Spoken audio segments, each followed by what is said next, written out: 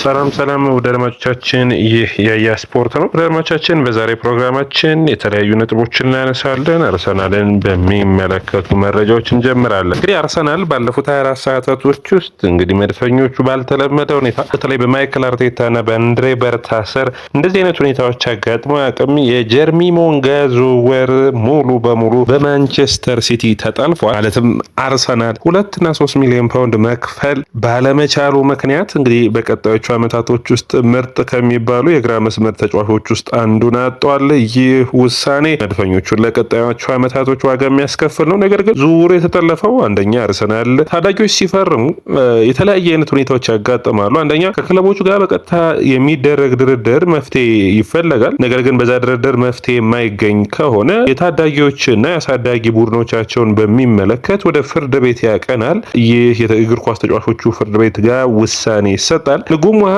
ከቼልሲ ወደ ሊቨርፑል ያደረገው ላይ ተመሳሳይ ሁኔታ ይህ ነገር ተመልክቶ ነበር። ታዲያ ጀርሚ ሞንጋ ወደ አርሰናል ለመምጣት ያለፉትን አንድ ወራት ቅድሚያ ሰጥቶ ሙሉ በሙሉ ንግግሮችን ጀምሮ ነበር። ነገር ግን በመጨረሻዎቹ ሰዓታቶች ውስጥ ኤንዞ ማሬስካ የቀድሞው የሌስተር ሲቲ አሰልጣኝ እንደነበሩ ይታወቃል። ቀጥታ ወደ ድርድሩ ገቡ። አርሰናል ሁለቴ ዋጋዎችን አቅርቦ ነበር። ወደ 4.3 ሚሊዮን ፓውንድ እና 6.3 ሚሊዮን ፓውንድ አካባቢ ሁለቱም ውድቅ ሆኖበት ነበር። ሌስተር 10 ሚሊዮን ፓውንድ ይፈልግ ነበር። አሁን የሌስተርን ፍላጎት ሙሉ በሙሉ ማንቸስተር ሲቲዎች ማሟላት ችለዋል። ይህንን ተከትሎ ተጫዋቹ ወደ ማንቸስተር ሲቲ እንደሚያቀና ፋብሪዚዮ ሮማኖ፣ ዴቪድ ኦርነስቴ እና ሳሚ ሞክቤል ዘግበውታል። ታዲያ ይህ ዝውውር ምን ማለት ነው ለሌሎች ሁኔታዎች የሚለው ትልቅ ሂደት ይመስለኛል።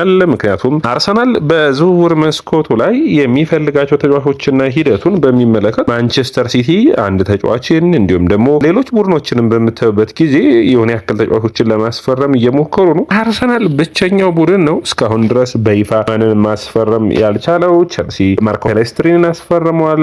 ሁለተኛ የምታዩት ለምሳሌ ማንቸስተር ዩናይትድ ኤደርሰንን ጫፍ ደርሷል። የመጀመሪያ ፈራሚያቸው ነው ማለት ይቻላል። ሲቲ 2-3 ፊርማዎችን ደርሷል። ከጀርሚ ሞንጋ ጋር እንደምረው ከሆነ ሂደቶቹ እንደቀጠሉ ናቸው። ሊቨርፑል ሙኖዝን አስፈርሟል። ስለዚህ አርሰናል ያለፉትን ዓመታቶች ላይ ያሳየውን ጥንካሬ በዝውውር ረገድ ዘንድሮ የሚደግሙ ይሆናል። ትልቁ ችግር ይሄ ነው የሚነሳው። አንዳንድ ዝውውሮች የወጡበትን መንገድ የደጋፊዎቹም ያን ያክል የሚከፉ አይደሉም። ነገር ግን አርሰናል ከሚፈልጋቸው ቡድኑ ይዋቀርበታል ተብሎ ከሚጠበቁ ተጫዋቾች ለምን መልቀቅ አስፈለገ? በዝውውሮች መረታት ትክክል ነው ወይ የሚል ነው የአርሰናል ደጋፊዎች ጥያቄ። እዚህ ላይ ነው እንግዲህ በሚገባ መታሰብ የሚጠበቅበት የሚመስለኝ። እንግዲህ ብዙዎቻችን የምናስታውሰው የቅርብ ጊዜ ትውስታው የታቻምናው ኤዱ የሰራው ስህተት እንደነበር የምታስታውሱት ነው። በወቅቱ አጥቂ መስመሩን ማጠናከር ይጠበቅበት ነበር። ማስፈረም የቻለው በጊዜው ግን ማንንም አልነበረም። ሚካኤል ሞሪኖ ያስፈረመው። ያንን የውድድር ዓመት አርሰናል በሚካኤል ሞሪኖ አጥቂነት እንደጨረሰም የሚታወስ ነበር። ሌሎች ተጫዋቾችንም ለማስፈረም በወቅቱ ሞክሮ ነበር። ነገር ግን ሳኩት ካላፊዮሪና እንዲሁም በዝውውሩ መጨረሻ ደግሞ ራሂም ስተርሊንግ ነበሩ።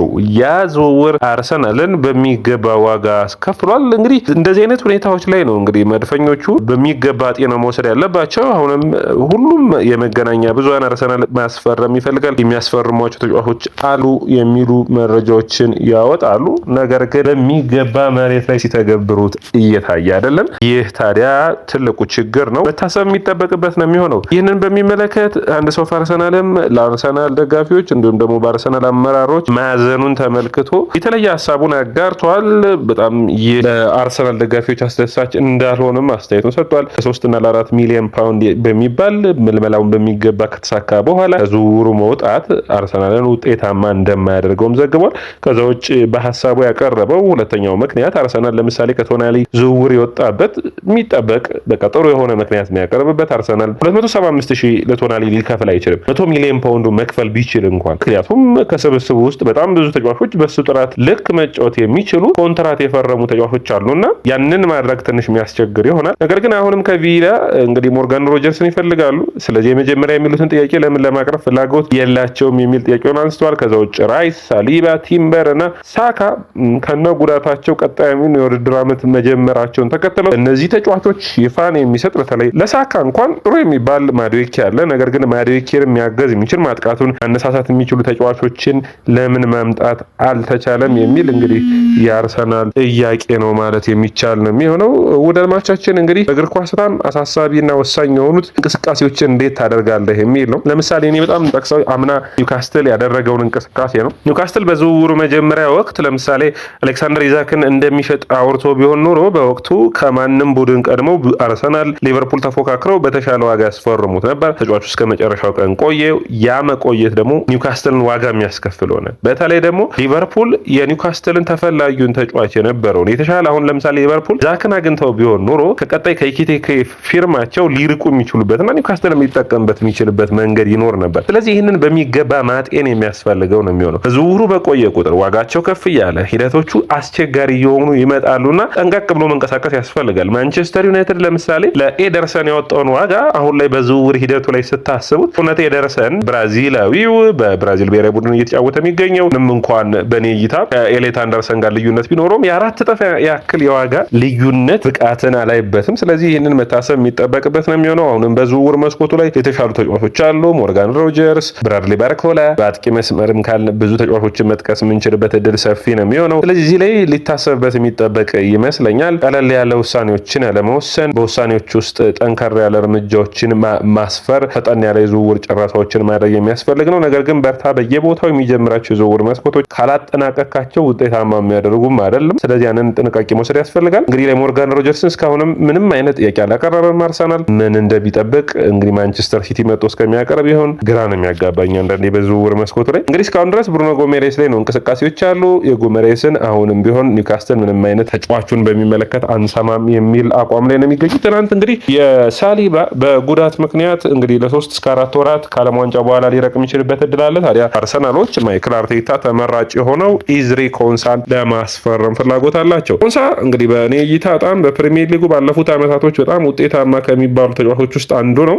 ኮንሳ 28 ዓመቱ ላይ ይገኛል። በጣም ጥሩ የሚባል ጥሩ ፐርፎርማንስ ካላቸው የቪላ ተጫዋቾች ውስጥ አንዱ ነው። የቀኝ መስመሩን ተከላካይነት እና የመሃል ተከላካይ መጫወት መቻሉ ተመራጭ የሚያደርገው ተጫዋች ነው። ኮንሳ እንግዲህ አርሰናሎች በእኔ እይታ በዝውውር መስኮቱ ላይ ትክክለኛ ተጫዋቾችን ስታገኝ ፈጠን ያለ እንቅስቃሴዎችን ማድረግ ቢችሉ ኖሮ በተለይ አሁንም ድረስ የማነሳው ለምሳሌ ማርክ ጉይን በሚመለከት በጥር የዝውውር መስኮት አርሰናል መሞከር ይችል ነበር። ምንም እንኳን ማንቸስተር ሲቲ ያቀረበውን ዋጋ ማቅረብ ባይችልም 20 ሚሊዮን ፓውንድ ግን የተሻለ የሚባል ዋጋ ተጫዋቹን የማግኘት እድል ይኖረው ነበር ብዬ አስባለሁ። ኬማዮንም ማግኘት እድል ይኖር ነበር። ለምን ጥር መጠበቅ እንዳስፈለገ በሚገባ መጤን የሚጠበቅበት ሀሳብ ይመስለኛል። ወደ አድማቻችን እናንተ እንዴት ታዩታላችሁ? የተከላካይ መስመሩን ግን ኢዝሪ ኮንሳ እና ሁለተኛ ተጫዋች ደግሞ በዝውውር መስኮቱ ላይ እንግዲህ የተያዘው ላኳ ነው። ላኳ ለአርሰናል ለማይክል አርቴታ ተመራጭ የሚሆነው ላኳ ሳይሆን ኢዝሪ ኮንሳ ነው። ኮንሳ ምክንያቱም ቀይ መስመሩን በሚገባ መሸፈን የሚችል ነው። ስለዚህ በሚገባ መሸፈን ይችላል። ነገር ግን አርሰናል አሁን የውድድር ዓመቱ መጀመሪያ ላይ ሁለቱንም ነው የሚያጣው አይደለም፣ ቲምበርንም ሳሊባንም። ያ ኮንሳን በማምጣት ብቻ የሚመለስ ሊሆን አይችልም። አሁን መረጃዎቹ እንደሚያሳዩት ከሆነ ሚጉኤል ዴላኒም ሌሎችም እንደዘገቡት አርሰናል ቤን ዋይትን በክለቡ ሊለቅ የሚችልበት እድል አለ። ስለዚህ ሁለት ተከላካይ ማስፈረም ግዴታ ውስጥ ይገባል ማለት ነው። አርሰናል እንግዲህ ይህ ወሳኝ ዝውውር ነው። ምክንያቱም በዘመናዊ እግር ኳስ ውስጥ ገንዘቦችን ፈሰስ አድርገህ ቡድንን እየገነባ ካልቀጠልክ ቡድንህ ውጤታማ ሆኖ ይቀጥላል ማለት የሚቻልበት እድል ያለ አይመስለኝም። ምክንያቱም ሁሌም ተፎካካሪ ሆነህ መቀጠል ያለብህን ይሆናል። ስለዚህ ያንን ደግሞ በሚገባ ማጤን የሚያስፈልገው ይመስለኛል። ወደ አድማቻችን አርሰናል በዝውውር መስኮቱ እንቅስቃሴዎች አሉ። እንቅስቃሴዎቹን እያደረገ ነው። ነገር ግን ከሚዲያ ያለፈ መሬት ላይ የወረደ ስራዎችን ግን እየታየበት አይደለም። እንግዲህ ትልልቅ ስራዎች ከፊቱ ይጠብቁታል። ነገር ግን ያንን የሚመረኮዝ እንቅስቃሴዎች አይታይም። ነገር ግን ዝውውር መስኮቱ ገና ነው። አሁንም ቢሆን በሐምሌ ወር 2 እና 3 ተጫዋቾችን ለማይክል አርቴታ የሚያስፈርሙለት ከሆነ ውድድር ዓመቱ ሲጀምር አትሊስት ከቡድኑ ውስጥ ማገዝ የሚችል የአማካይ መስመር ተጫዋች በኮንቨርት ሲቲ ጨዋታ ላይ ማለት ነው ሌሎችንም ቦታዎችን የሚያግዝ ተጫዋቾችን ፊርማዎች የሚያስፈልጉ ይሆናል። አርሰናል እንግዲህ ከሚለቁ ተጫዋቾች አሁንም ቢሆን ቪክታሺ 7 ሚሊዮን ዩሮ በአመት የተጣራ አቅርበውለታል ለሊያንድሮ ትሮሳርድ። የትሮሳርድ ውሳኔ እየተጠበቀ ይገኛል። ቪላ ምንም እንኳን የአውሮፓ ቅጣት ቢጠበቅበትም በሂደቶች መካከል ግን ራሳቸውን ቆጥበው ይገኛሉ ተጫዋቾቻቸውን ላለመሸጥ። ይህ እንግዲህ ትልቁ የሚጠበቀው ሁኔታ ነው የሚሆነው። ሌላኛው እንግዲህ የግብ ጠባቂውን ሁኔታ ነው። ኬፓ ከአርሰናል የመልቀቅ ዕድል ሰፊ እየሆነ መጥቷል።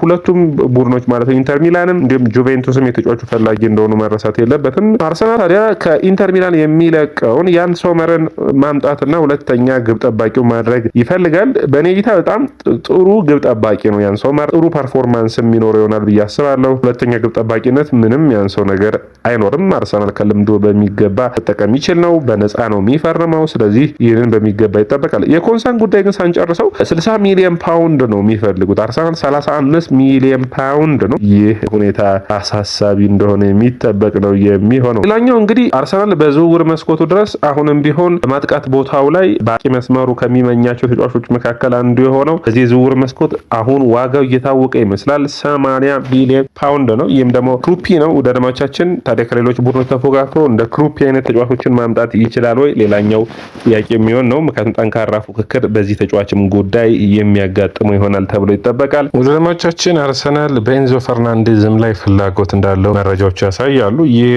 እውነት አርሰናሎች ገፋ አድርገው ይጠይቃሉ ወይ ወይስ የብሩኖ ጎሜሬስ ዝውውር ነው ወይ? ትንሽ አከራካሪ ቢሆንም አርሰናል በዝውውር መስኮቱ ላይ ማሰብ ከሚጠበቅበት ሁኔታ አንዱ የኤንዞ ፈርናንዴዝ ጉዳይ ነው። 120 ሚሊዮን ፓውንድ ግን ቼልሲ ይፈልጋል። መድፈኞቹ እንግዲህ ይህንን ያክል ዋጋ ያወጡበታል ወይ? ማንቸስተር ሲቲ የተጫዋቹ ፈላጊ ነው። ኤንዞ ያንን ያክል ገንዘብ መውጣት አለበት ወይ? የአርሰናል ጉለት እዛ ላይ ነው ወይ የሚል የተለያዩ አይነት መንስኤዎችን ማንሳት እንችላለን። በኔጌታ ኤንዞ ፈርናንዴዝ በጣም ጥሩ ከሚባሉ የአማካይ መስመር ተጫዋቾች አንዱ ነው። 120 ሚሊዮን ፓውንድ ይገባዋል ላይ ከሌት አንደርሰን አንጻር አርሰናል የሚያስፈልገው ያለ ዲክላን ራይስ መጫወት የሚችልበት ነው። ስለዚህ ብሩኖ ጎሜሬስ በጣም የተሻለ የተመቸው ተጫዋች ነው የሚሆነው። ኤንዞ ፈርናንዴዝ ተፎካካሪ ሊሆን የሚችለው ለዙቢሜንዲ ነው ብዬ ነው የማስበው። ወደ አድማቻችን እንዴት ታዩታላችሁ? ወደ አድማቻችን የያ ስፖርት ነው። የያ ስፖርትን ላይክ፣ ሼር፣ ኮሜንት፣ ሰብስክራይብ ማድረጋችሁን አትርሱ።